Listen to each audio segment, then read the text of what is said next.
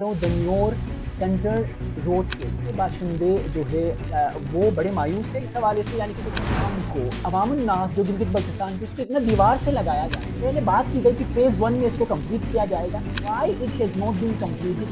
Talking about a little project. 1 साल से ज़ायद गुजरने के बावजूद तलक उनके जो स्टिपुलेटेड कंपनसेशन हैं वो तक अदा नहीं की। 1-2 साल पहले रेट्स ही आप लेने पे अस्सलाम वालेकुम नाजरीन, मैं हूँ जाहिद अली नगरी। सोशल टेलीविजन में आप देख रहे हैं मेरा प्रोग्राम। आज के प्रोग्राम में जिस टॉपिक पे मैं बात करना चाह रहा हूँ वो बहुत ही बुनियादी मसले के ऊपर है। जी हाँ, मैं आज बात कर रहा हूँ दनियोर सेंट्रल रोड के ऊपर। दनियोर के बाशिंदे जो है वो बड़े मायूस है इस हवाले से, यानी कि जो सेंट्रल रोड यहाँ से जाती है और यहाँ से कनेक्ट है और वो आलम ब्रिज तक कनेक्ट होना था। अ, बहुत ही अफसोस के साथ ये कहना पड़ रहा है कि इस अवाम को अवामुन्नास जो गिलगित बल्तिस्तान की उसको इतना दीवार से लगाया जाता है कि इसको हमेशा से वो कहते नहीं है कि आम जुबान में लॉलीपॉप देना, वो वाकई इसी तरह होता है। पहले बात की गई कि फेज 1 में इसको कंप्लीट किया जाएगा, तो why it has not been completed in the stipulated time? मेरा पहला सवाल है, क्या इस धरती से, इस रीजन से, गिलगित बल्तिस्तान से आपको सिर्फ और सिर्फ रिसोर्सेज एक्सट्रैक्ट करने हैं या कुछ देना भी है आपने? सीपेक की बात करें हम, ये छोटी सी मैं बात कर रहा हूँ, यानी कि हम सीपेक तो मेगा प्रोजेक्ट है ना, but I am talking about a little project जो कि एक दनियोर सेंट्रल रोड की मैं बात कर रहा हूँ। वो अपना फेज 1 जो स्टिपुलेटेड टाइम था उसमें कंप्लीट नहीं हो पाया, और ऊपर से ट्रेजेडी ये है अवाम के साथ कि उनको अभी तलक 1 साल से जायद गुजरने के बावजूद उनको अभी तलक उनके जो स्टिपुलेटेड कंपनसेशन हैं वो तक अदा नहीं किए गए।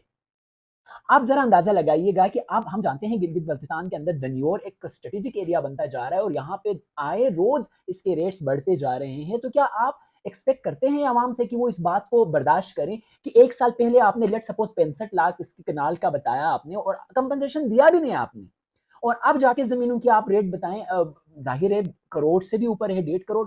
तो अब आप 65 लाख देंगे, पहली ज्यादती तो आप ये, ऊपर से उनके जमीन की कितनी एक्सप्लॉइटेशन है।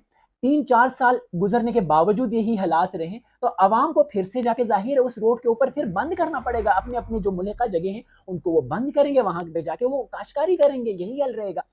मेरा मैं इस बात पे कंसर्न हूं कि जब आवाम के ऊपर ये जुल्म ढाए जा रहे हैं ना, कि आवाम का जो शोला है वो एक लावा है, वो फटेगा एक दिन। Because there is a lot of sense of marginalization, sense of alienation जो कि आप स्टोक होता जा रहा है अवाम के अंदर। आप ये ना समझे स्टेट कि हम उनको दीवार से लगाएंगे तो ये पहले की तरह एक लाशऊर बेशऊर लोग नहीं, अब ये शऊर है इनके अंदर, एंड स्पेशली एजुकेटेड यूथ और अवामुन्नास भी।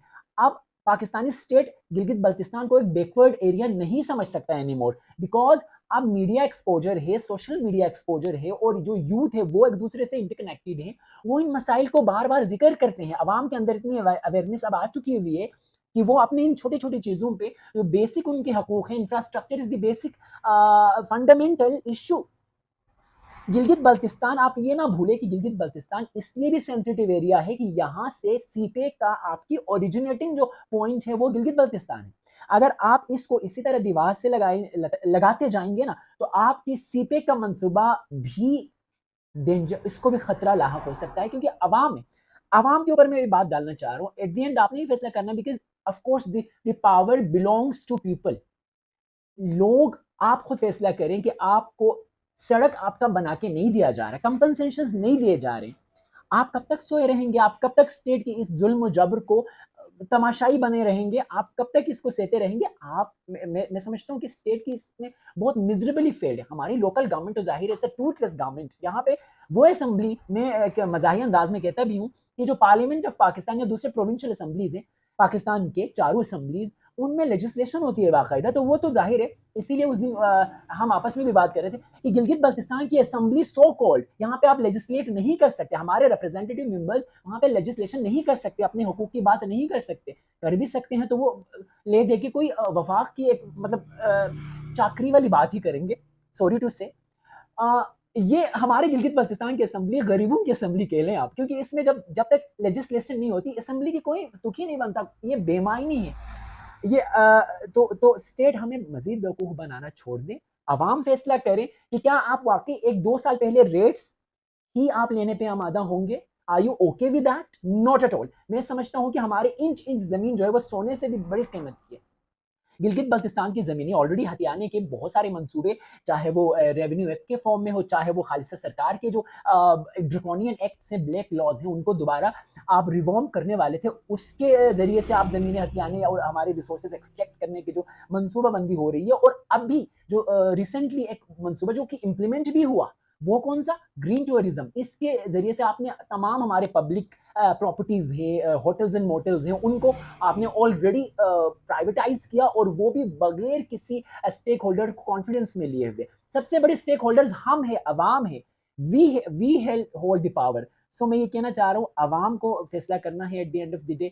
आपने अपने साथ होने वाले ज्यादतियों को का अजाला करना है, और स्टेट को भी होश नाखुन लेने की जरूरत है। Thank you so much.